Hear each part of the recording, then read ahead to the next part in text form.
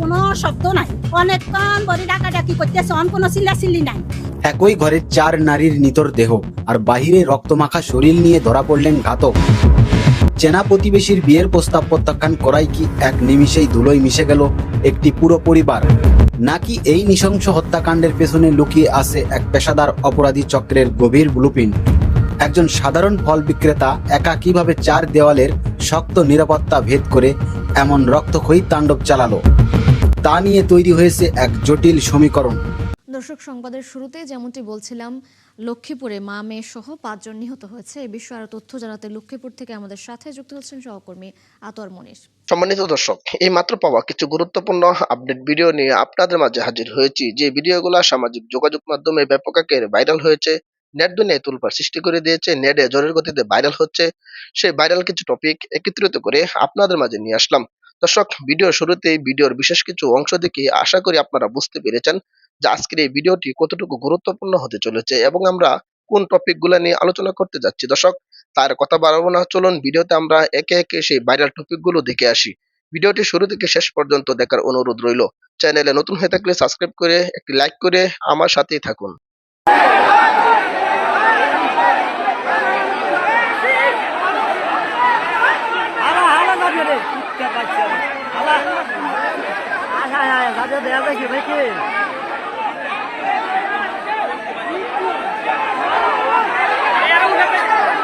রায়পুরে মা মেয়ে সহ একই পরিবারের 4 জনকে কুপিয়ে হত্যা, গণপিটুনিতে ঘাতক নিহত। লক্ষ্মীপুরের রায়পুর উপজেলায় হৃদয় বিদারক এক হত্যাকাণ্ডে মা ও 3 মেয়েকে কুপিয়ে হত্যা করা হয়েছে। এই ঘটনায় স্থানীয়দের গণপিটুনিতে সন্দেহভাজন ঘাতকও নিহত হয়েছেন। ফলে এই ঘটনায় নিহত হয়েছেন 5 জন। বৃহস্পতিবার 25 জুন সকালে রায়পুর পৌর এলাকার একটি ভাড়া বাসায় এই ঘটনা ঘটে। নিহতরা হলেন শাহিনুর বেগম 38, তার বড় মেয়ে সাইমা আক্তার 21, মেজ মেয়ে ইকরা আক্তার 17 এবং ছোট মেয়ে শিফা আক্তার 9। এছাড়াও গণপিটুনিতে নিহত হয়েছেন সন্দেহভাজন ঘাতক অন্তর মজুমদার। নিহত নারীর একমাত্র ছেলে রায়পুর বাজারের হার্ডওয়্যার দোকানের কর্মচারী। ঘটনার সময় সে বাসায় ছিল না।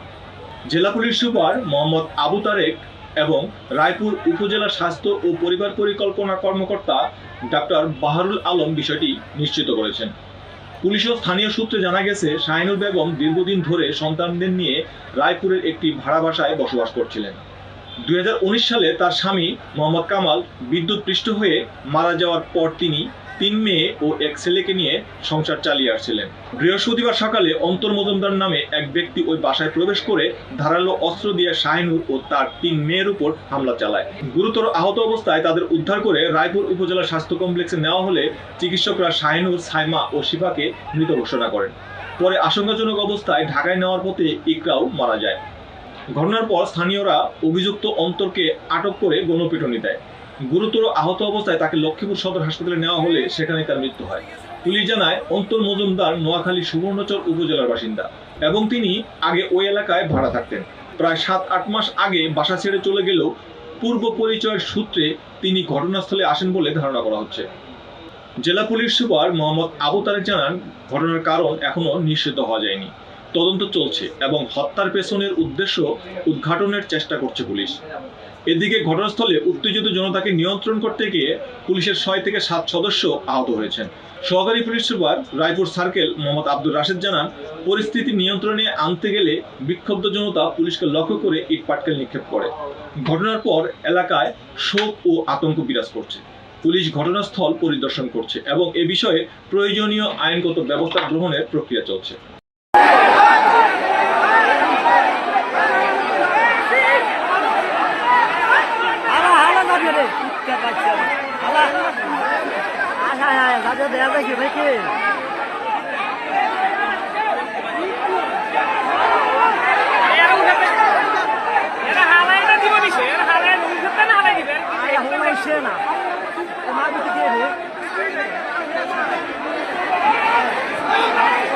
কোন জায়গা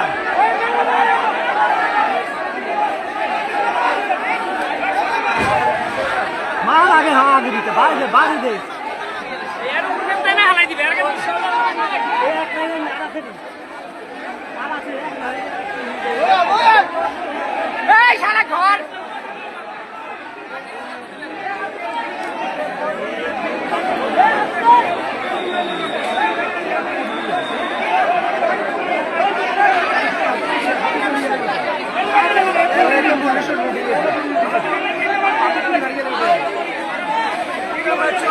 সমস্যা কি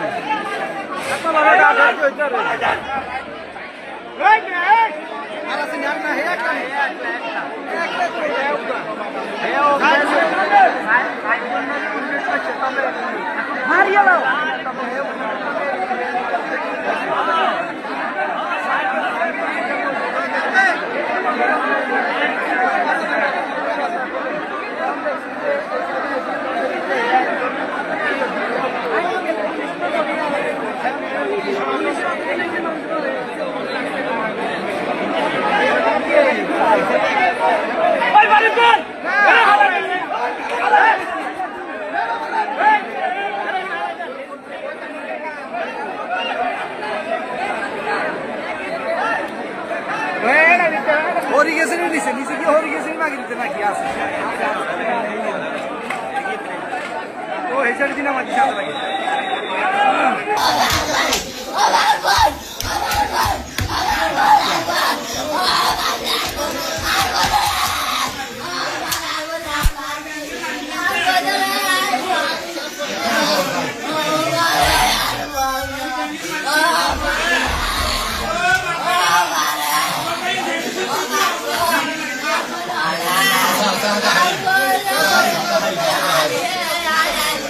রায়পুরে একটা ভয়াবহ ঘটনা ঘটছে। এই ঘটনা জানার পরপরই আমরা এখানে আসছি। একই পরিবারের 3 জন সদস্য মারা গেছে, মা এবং 2 মেয়ে, আর এক মেয়েও গুরুতর আহত। সে ঢাকা রেফার করা হয়েছে। আর যে অ্যাকুয়েজ ছিল, যাকে অভিযুক্ত করা হয়েছে, তাকে পাবলিক হাতে নাতে ধরছে এবং তাকে আমাদের পুলিশদের উদ্ধার করার চেষ্টা করছে। তার আগে তার গণপিটুনি হয়েছে এবং তাকে রেফার করা হয়েছে সদর হসপিটালে। এই অবস্থায় সে তো মারা গেছে, আমরা যতটুকু জানছি আর কি। আচ্ছা, আমরা এখনো ওটা কনফার্ম হয়নি, আমরা কনফার্ম হলে আপনার জানাবো। তার অবস্থা খুব ক্রিটিক্যাল ছিল আর কি। এটা এখন আমি পিওতে যাচ্ছি এখন, যে আমি আসলে এখনো আমরা বিস্তারিত জানতে পারিনি ঘটনা। আমরা যে তারপরে আমরা ডিটেল নিয়ে তারপরে জানাবো। ওকে, এই ঘটনা কোনো কিছু উত্তর হয়েছে কিনা, মানে আলামত হত্যাকালীন? এখনো আমরা আসলে এই ঘটনা ঘটার পরপরই পুলিশ এই অ্যাকুজকে যারা অভিযুক্ত তাকে পাবলিক ঘেরাও করে রাখবে, তাকে উদ্ধার করার চেষ্টা করছিল। সেখানে জানেন যে উইট পাটকেল নিক্ষেপ হয়েছে, আমাদের কিছু পুলিশ আহত হয়েছে। আর আমরা এইগুলো নিয়ে ব্যস্ত ছিলাম এবং এই যে জানেন ভিকটিম যারা মারা গেছে তাদেরকে হাসপাতালে পাঠানো, এইগুলো নিয়ে ব্যস্ত থাকার কারণে আমরা এখনো আসলে ডিটেল তথ্য জানতে পারিনি। আমরা জানার পরে আপনাদেরকে সব জানাবো। ওকে, থ্যাংক ইউ। প্রথমে 4 জন আসে, স্ট্যাব ইনজুরি, শরীর বিভিন্ন জায়গায় গভীর কোপের চিহ্ন। তো আমরা আনার পরে আমরা 2 জনকে মৃত ঘোষণা করতে হয়। আরেকজনের একদম গলায় কোপ ছিল আর কি, গলায় আমাদের শ্বাসনালীটা ওপেন হয়ে গেছে, এমন কোপ পড়ছে আর কি শ্বাসনালীতে। তো ওইটাতে আমরা একটা শ্বাস নল দিয়েছি, ওটা আবার আমি সেলাই করে দিয়েছি সাথে রেফার করার জন্য, মানে ঢাকা মেডিকেল যদি পৌঁছানো যায় ওটা সেলাই করে দিয়েছি যাতে ওটা টিকে থাকে। তো কিছুক্ষণ পর ওটাও মারা গেছে। এখন 3 জন মৃত। আর আরেকটা বাচ্চা মেয়ে ওদের, ওটারও 17 বছর বয়স, ওটার একদম ফুসফুস দেখা যাচ্ছে, এরকম গভীরভাবে কোপ এখানে বুকে 2টা কোপ। তো আমরা ওগুলো ঢেকে স্যালাইন দিয়ে আমরা রেফার করছি। আমাদের এখানে চেয়ার বেশি কিছু করার নাই। তো আল্লাহ যদি বাঁচায় তাহলে হয়তো বাঁচবে, অবস্থা খুব খারাপ। আর পঞ্চম যে অ্যাকিউজড অভিযুক্ত যেটা, তারও মাথায় কোপের দাগ ছিল, তারও কোপের দাগই পাইছি আমরা। শরীর বিভিন্ন জায়গায় রক্তাক্ত, শ্বাস নিতে তার কষ্ট হচ্ছিল। তো আমরা ওটা ব্যান্ডেজ করে স্যালাইন দিয়ে ওটাও রেফার করে দিছি। আজকে যে ঘটনা ঘটছে, আসলে ঘটনা বিবরণ বলতে, আমি সকাল 10টা দোকানে আসি, দোকানে আসি। দোকানে আসার পরে 10টার দিকে আসি, প্রায় 11টার দিকে আমার দোকানের পিছন থেকে আমাদের প্রতিবেশী আসি, বললো শিপাতের বাসায় কি জানি হয়েছে, রক্ত দেখা যাচ্ছে। যে শিপাত হলো আমার প্রতিষ্ঠানে চাকরি করে, আমাদের নতুন বাজার একটা প্রতিষ্ঠান আছে মাইরা। সম্মানিত দর্শক, আশা করি সকলে পুরো ভিডিওটি দেখলেন। এই ভিডিও সম্পর্কে অবশ্যই আপনাদের মতামত ভিডিওর কমেন্ট বক্সে লিখে জানাবেন। দর্শক, এই ধরনের প্রতিনিয়ত আপডেট ভিডিওগুলো সবার আগে পেতে অবশ্যই চ্যানেলটিকে সাবস্ক্রাইব করে পাশে থাকা বেল বাটনটি অন করে রাখবেন পরবর্তী ভিডিওগুলো সবার আগে পাওয়ার জন্য। আজকের মতো ভিডিওটা এখানে শেষ করলাম। দেখা হচ্ছে পরবর্তী ভিডিওতে। সেই পর্যন্ত ভালো থাকবেন, সুস্থ থাকবেন, এই কামনা করে বিদায় নিলাম। আসসালামু আলাইকুম ওয়া রাহমাতুল্লাহ।